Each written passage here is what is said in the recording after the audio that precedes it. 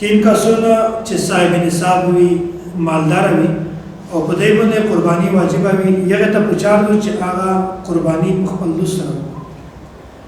سړی او قرباني په خپل لوس سره او کچېره په شذا باندې قرباني واجب وي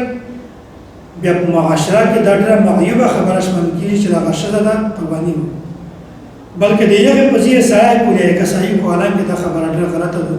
بلکې بهتره خبره ده چې په چا باندې قرباني واجب وي سړی وي که ښځه وي هغه د قرباني په خپل لوس سره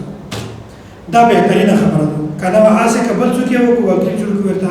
دوی ورته ویلوړه وي یا نه ورته ویلوړه بیا هم قرباني شي خو بهترینه خبره ده چې که سړی قرباني وي هغه په خپل لوس سره الولوي او که د ښځې وي هغه د هم په خپل لوس سره الولوي دغه دوه دلیلونه تاسو مخکې زه بیانوم اول دلیل حضرت کعب بن مالک رضی الله تعالی عنه دا فرمایي أن امرأة ذبحت شاة بحجر فسئل النبي صلى الله عليه وسلم يعني چې یو ښځه دغه په کوړی سره په تیرا ګولا سره یو زناور یې حلال کړ قرباني یې وکړه بیا نبی علیه الصلاة والسلام نه دغه خبره پوښتنه وشوله بیا فامر باکلها نبی علیه الصلاة والسلام د یغې د غوښې د خوړلې اجازه ورکړه دغه د معلومه شوله چې که یو سړی قرباني وکړو د یغې غوښه صحیح ده او که ښځه په خپل لوس سره قرباني وکړو د یغې غوښې خوړل دا صحیح دي قرباني یې بالکل صحیح کېږي دوم دلیل امام بخاري رحمت الله علیه صحیح بخاري کې دا یو تعلیق ذکر کړی دی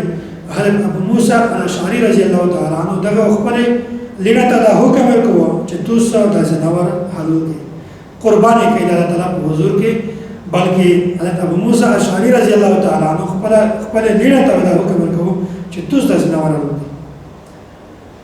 وامر ابو موسی رضی الله عنه بناته ان يزحين بايديهن صحیح بخاری کې دا موجود دی